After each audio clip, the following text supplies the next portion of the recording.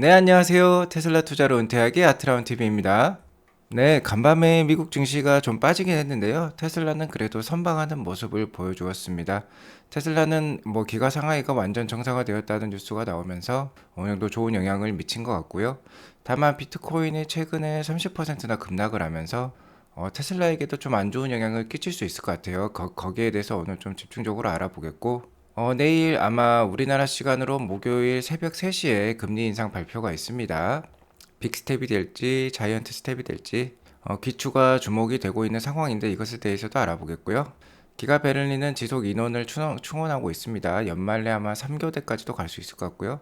FSD 베타 10.13이 2주 안에 나온다고 하니까 기대가 되고 있는 상황입니다. 네, 먼저 미국 3대 지수 현황부터 살펴보고 가도록 할게요. S&P 500 지수는 0.38% 빠지면서 3,700포인트대를 계속 보여주고 있고, 나스닥은 1,800포인트대를 보여주고 있습니다.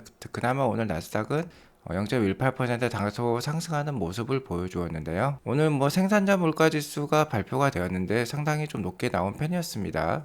자, 그게 높게 나오다 보니까 미국 10년물 국채금리도 거의 3.5% 가까이 많이 뛰어 올랐어요.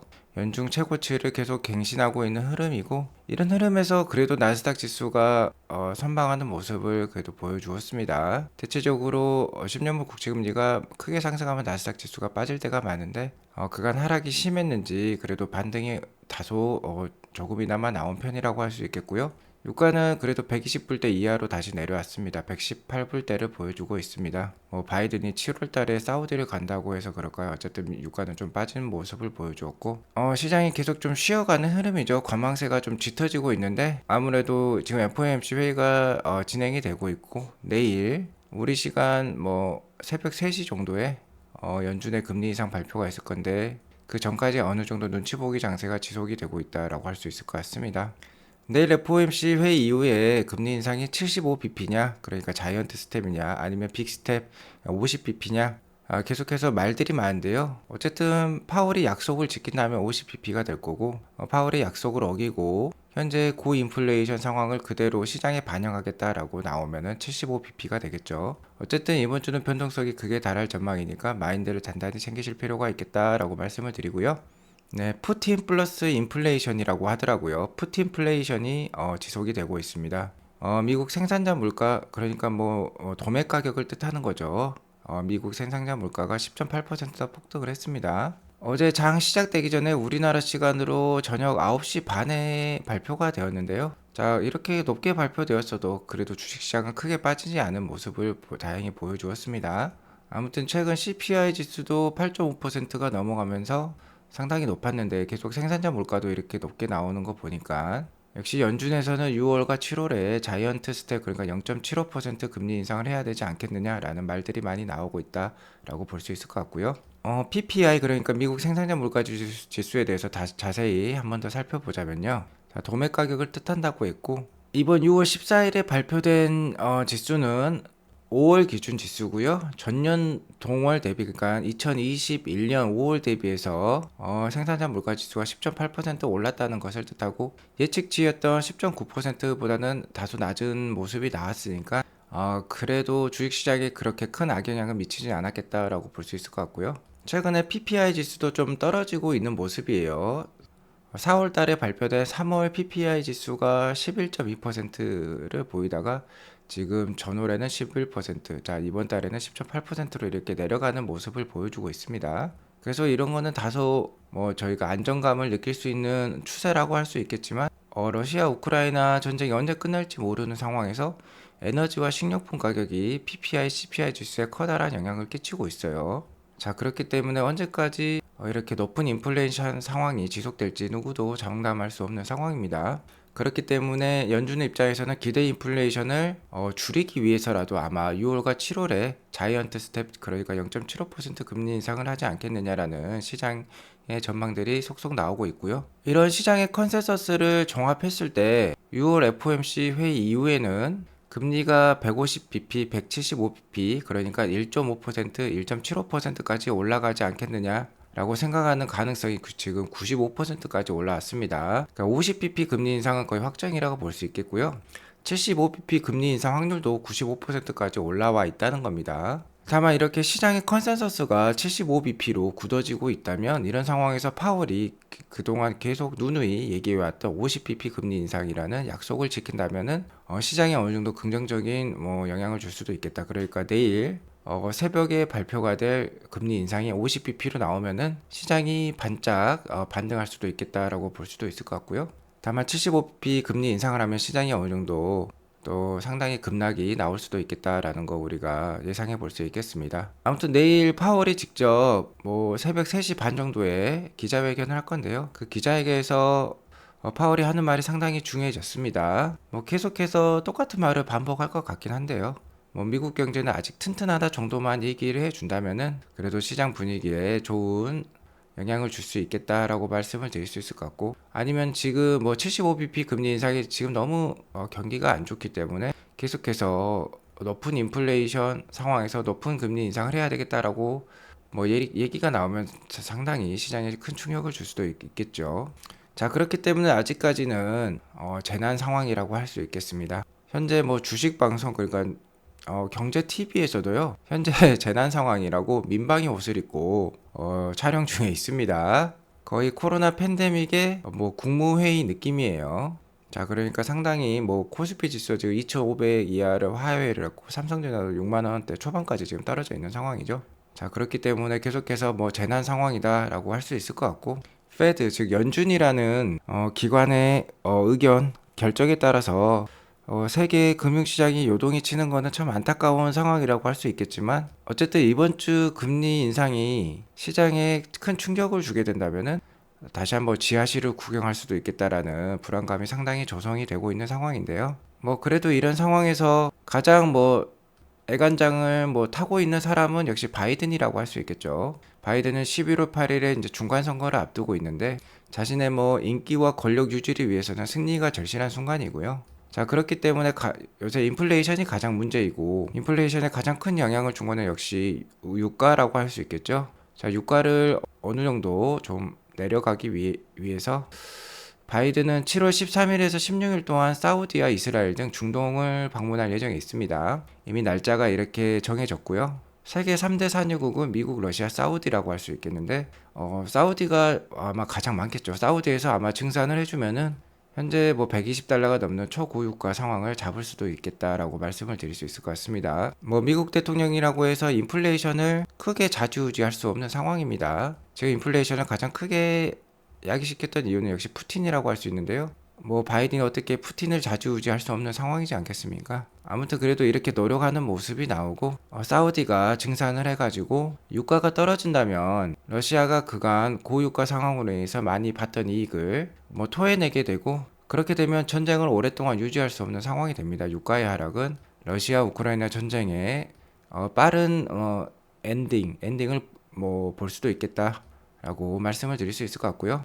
오늘 업종별 장세를 보자면은 종목별로 혼조를 보였던 장세라고 할 수 있겠습니다. 그래도 어제 많이 떨어졌던 마이크로소프트, 애플, 테슬라가 반등하는 모습을 보여주었고, 경기 침체 상황에서 가장 각광받는 주식이라고 할 수 있는 경기 방어주는 많이 하락을 했어요, 오늘도. 그리고 금리가 인상이 되고 있지만 어제 파이낸스, 그러니까 금융권, 은행권에서도 이렇게 하락이 있었고요. 어쨌든 상당히 복잡하고 어지러운 장세다라고 할 수 있겠습니다. 이런 어지러운 장세에는 여전히 역시 가장 크게 성장할 기업 테슬라 같은 기업에 지속 신압으로 주식을 투자할 필요가 있겠다라고 저는 아직도 생각을 하고 있고요. 나스닥 일봉 차트를 보자면 작년 11월에 16,000선을 넘었던 나스닥 지수가 거의 6,000포인트 가까이 빠지면서 지금 1800까지 떨어져 있는 상황이고, 계속해서 저점이 내려가고 있는 상황이니까 위기가 지속이 되고 있다라고 할 수 있을 것 같고, 그래도 10,000포인트까지는 지지를 보여주지 않겠느냐, 저는 개인적으로 그렇게 생각을 하고 있고요. 테슬라의 경우 오늘 662 정도로 마감했는데 애프터에는 665까지 오르고 있고, 테슬라의 주봉 차트를 보면 이렇게 추세선을 이렇게 두 개 그을 수 있는데요. 지금 거의 하락 추세선에 맞닥뜨리는 모습이고, 테슬라가 한 4주 전에도 이 120 주봉선에서 한번 크게 반등을 보여준 적이 있거든요. 620까지 찍었다가 한 790까지도 올랐던 상황이 있었습니다. 자, 그렇기 때문에 지금은 원래 좀 반등을 해야 될 자리다라고 저는 보고 있지만, 이번 주에 FOMC 회의가 있기 때문에 어쨌든 매크로 상황에 크게 휘둘릴 것 같고요. 만약에 75bp 금리 인상 때문에 주가가 한 차례 크게 빠진다면 500불 때도 한번 볼 수도 있겠다라고 좀 보수적으로 생각하시고 대응을 하시면 좋을 것 같습니다.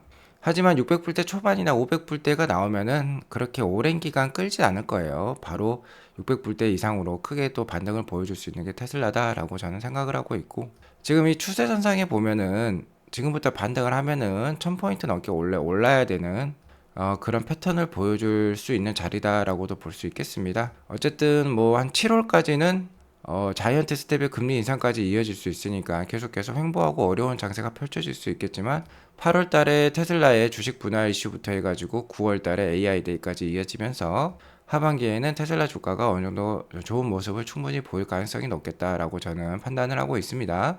아무튼 지속해서 미국 증시가 하락을 하면서 상당히 저평가에 처해 있는 기업들이 많은 상황이고요. 상당히 장기 이평선이라고 할 수 있겠죠. 200일 이동평균선. 거의 이렇게 스무스하게 지속 우상향하는 이동평균선이 200일 이동평균선이라고 할 수 있겠는데요. S&P 500, 그러니까 미국을 대표하는 500개 기업 중에서 단 17% 종목만이 200일 이동평균선 이상에 있다고 합니다. 아무래도 엑슨모빌과 같은 에너지 주식이나 아니면 일부 헬스케어 그리고 경기 방어주들이 해당을 할 것 같은데요. 나머지 83%의 종목들이 다 지금 과매도 상태라고 할 수 있겠습니다. 이는 뭐 2020년 4월 이후 최저 수준이라고 할 수 있겠어요. 2020년 4월 팬데믹 상황에서 200일 이동평균선 이상에 있던 종목이 3%밖에 안 됐고 지금은 17%니까 약 2년 만에 가장 낮은 수치를 보여주고 있다라고 볼 수 있을 것 같습니다. 아무튼 이렇게 17%를 하회를 하게 되면은 그래도 주가가 어느 정도 반등했던 모습을 이때까지 보여주었어요. 그래서 힘든 상황이지만 희망 잃지 마시기 바라겠고요. 최근에 비트코인 가격이 많이 빠졌죠? 뭐, 한 주 전만 해도 비트코인이 3만 불대에서 그래도 위치를 해 있었는데, 현재 2만 불 초반까지 떨어졌습니다. 2만 800불까지도 갔다 왔어요. 그래서 한 30% 정도 급락이 발생을 한 상황인데요. 테슬라 역시 이에 자유롭지는 못한 상황이라고 볼 수 있겠습니다. 다 아시다시피 테슬라는 지금 비트코인을 가지고 있고요.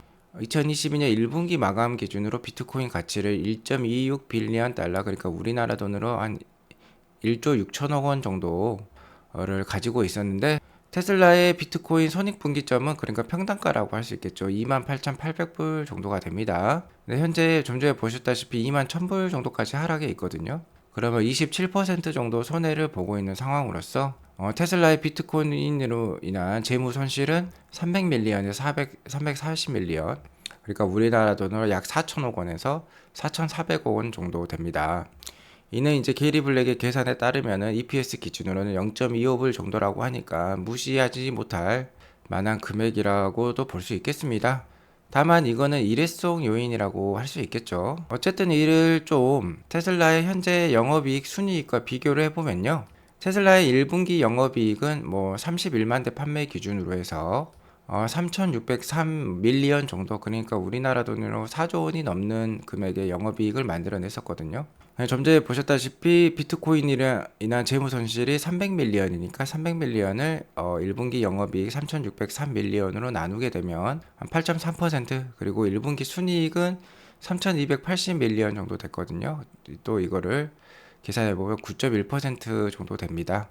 그러니까 뭐 그렇게 큰 부분은 아니에요. 뭐 10%까지는 가지 않는 정도의 손실이라고 볼 수 있겠습니다. 그리고 하반기로 갈수록 테슬라의 영업이익 순이익이 크게 늘어날 거기 때문에 비트코인 보유에 따른 평가 손익의 가치는 좀 줄어들 것이다 라고 볼 수 있겠습니다. 어쨌든 그래도 0.25불이나 EPS가 떨어진다는 것은 좀 안타까운 상황이라고 볼 수 있겠습니다. 단기적으로는 어쨌든 2분기의 실적은 좀 안 좋을 수도 있겠다는 거 우리가 유념을 해둘 필요가 있겠고요.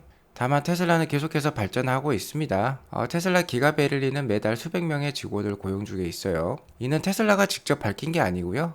브란덴부르크 경제부 장관 스타인바이가 얘기한 사항입니다. 아무래도 경제를 챙겨야 되는 사람이기 때문에 뭐 이런 것들을 내세우고 싶겠죠. 스타인바흐에 따르면 한 달에 약 500에서 600명 정도 테슬라가 직원들을 고용을 하고 있고, 대다수는 역시 독일 사람들이겠죠. 또 그들 중 한 10% 정도는 폴란드 사람이라고 합니다. 현재 테슬라 기가베를린에 근무하고 있는 인원은 4,500명 정도 된다고 하고요.